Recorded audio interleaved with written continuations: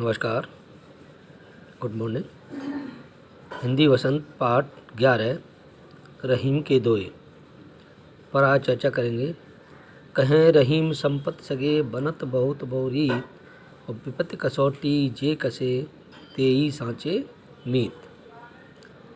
तो यहाँ रहीमदास जी कहते हैं कि जिस तरह से सुख संपत्ति होने पर अपने सगे संबंधी बहुत से बन जाते हैं, जबकि यह रीत है बहुत दिनों से चली आ रही है, परंतु जो विपत्ति के समय में खरा उतरता है, यानी अर्थात वो हमारा साथ देता है, तो विपत्ति के में सहारा देता है, वही सच्चा मित्र होता है। सांसारिक लोक व्यवहार में संपन्नता का व्यवहारिक हस्तक्षेप बढ़ता हुआ है। तो कहा है यहाँ पर कि रहीम कहे रहीम संपत्ति सगे बनत बहुत पूरी, यानी कि हम पर जब संपत्ति बढ़ जाती है, धन दौलत बढ़ जाती है, तो हमारे अनेक प्रकार के मित्र दोस्त बन जाते हैं, सगे संबंधी बन जाते हैं, और जो हमारी विपत्ति के समय हमारा साथ देता है वही सच्चा मित्र होता है।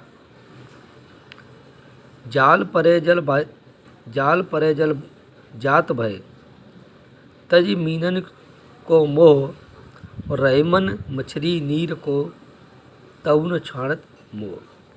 तो रहीमदास जी ने कहा है कि जिस तरह मछुआरे जब नदी में जाल डालते हैं और जाल में मछलियाँ फंस जाती हैं और पानी बह जाता चला जाता है, पानी अपना मोह को ख़त्म करके बह जाता है, और लेकिन मछलियाँ पानी के मोह को नहीं त्यागती। ठीक है, नहीं छोड़ देती। उसी प्रकार मछली भी जल के मोह को नहीं छोड़ सकती है, अर्थात वह मछली बिना जल के जिंदा नहीं रह सकती है। तो समझ में आया कि ये मनुष्य के लिए भी कहा गया है कि ईश्वर में भक्ति, ईश्वर सभी पर कृपा करता है, लेकिन मनुष्य ईश्वर की भक्ति वंदना नहीं करता है, छोड़ देता है, अपने सांसारिक कार्य में निमित्त रहता है। तो इस दोहे में कवि ने मछलियों का जल के प्रति मोह का वर्णन किया है। तरवर फल नहीं खात हैं, नरवर पियत न पान, कहें रहीम पर काज हित संपत्ति मचें सुजान। यानी रहीमदास जी ने कहा है कि वृक्ष अपने फल कभी नहीं खाता और नदी अपना जल कभी नहीं पीती है। इनका लाभ दूसरों की भलाई और उपकार के लिए किया जाता है।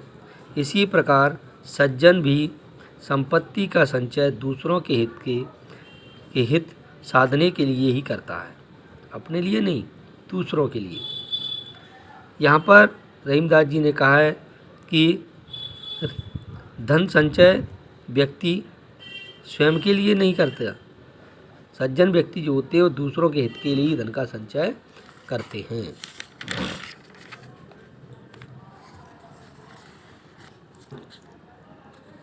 अगला देखिए, थोते बादर क्वार के जो रहीम घबरात, धनी पुरुष निर्धन भय करे पाछली पात। तो यहाँ भी रहीमदास जी ने कहा जिस तरह आश्विन माह के महीने में, यानी आषाढ़ माह के महीने में बादल घिराते हैं, लेकिन वे कभी बरसते नहीं हैं माह के महीने में, उसी प्रकार एक धनी व्यक्ति निर्धन बनकर अपनी पिछली बातों को नहीं भूलता, अर्थात वह अपने अतीत को नहीं भूल पाता है। तो इस दोहे में कहा गया है कि माह के महीने में आकाश में बादल छा जाने, बादल आते जाते बने रहते हैं, और वह उनकी तुलना निर्धन पुरुष से की गई है। अगला, धरती की सी रीत है शीत घाम और मेघ, जैसी परे सो सही रहे तहु रहीम यह दिए। तो यहाँ पर भी रहीमदास जी कहते हैं कि जिस प्रकार ओस के कण, धूप, बादलों की वर्षा, बौछार को धरती माँ सह लेती है और किसी प्रकार की शिकायत नहीं करती, उसी प्रकार हमारा यह शरीर अपने ऊपर आने वाले हर कष्ट को यानी मुसीबत को सह लेता है। इसलिए इस दोहे में कहा गया है, कवि ने मानव शरीर की तुलना यहाँ धरती से की है।